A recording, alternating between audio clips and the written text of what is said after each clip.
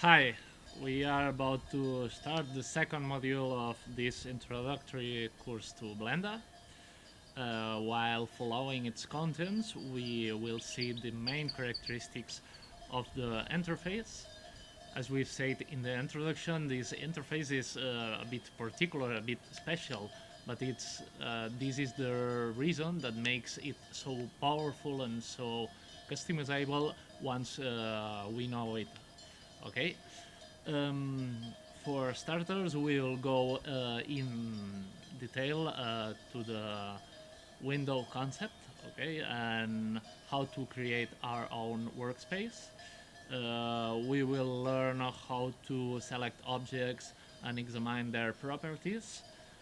In addition to a general approach to the preferences window, we'll see some things about the plugins or add-ons and other things. Okay, um, and in the additional documentation of this module, you can find uh, some info about the layer system and the transformation pivots.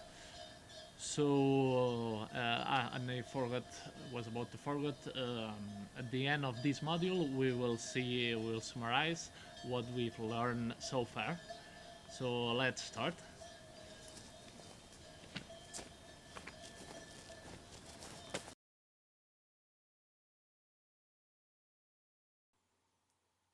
In this lesson, we will see in detail what the windows are and how they work.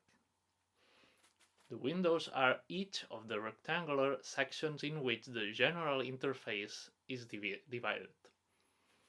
Each of these sections can show several types of data, but only one at a time according to the type of editor we choose.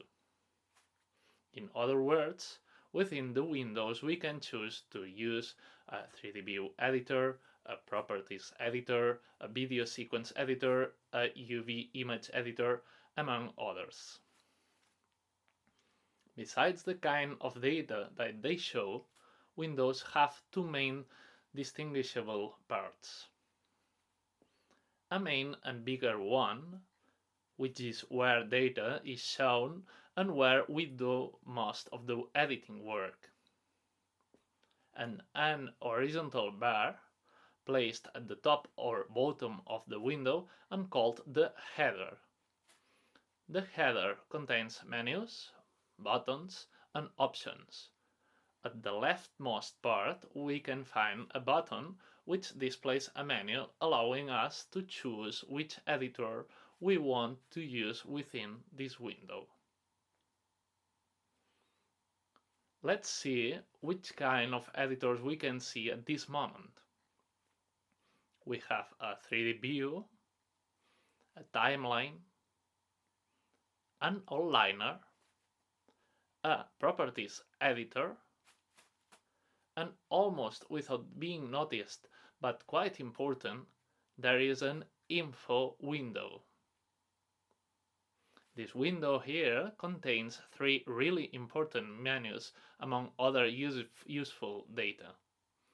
File, Scene menu, and also the Screens menu. Notice how we are able to resize windows and their panels, and how the header can be hidden and be shown again by using the plus symbol. Other hidden panels work in a similar way. New windows are created splitting into an existing window. We remove an existing window joining two windows into a single one. This can be done through two different methods. One is faster and uses these elements placed at the upper right and lower left corners.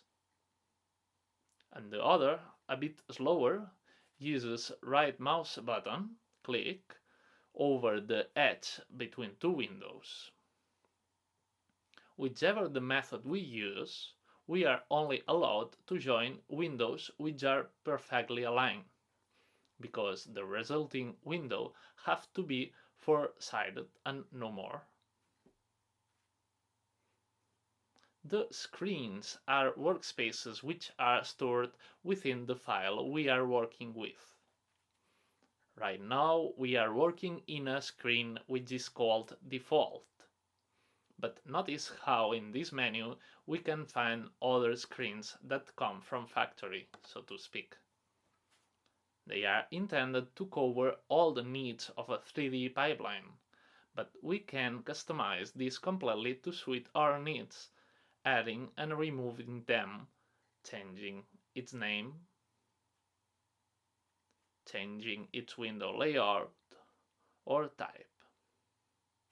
Also pay attention how screens are ordered alphabetically in the menu, and this is the same order that we follow when we navigate through the existing ones using Ctrl and left or right arrow from the keyboard.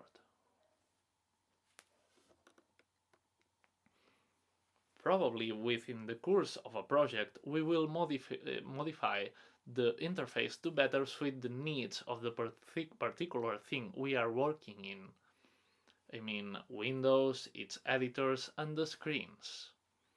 This modified interface is stored right in the same project's file, so every time we open it, we will recover its customized workspace.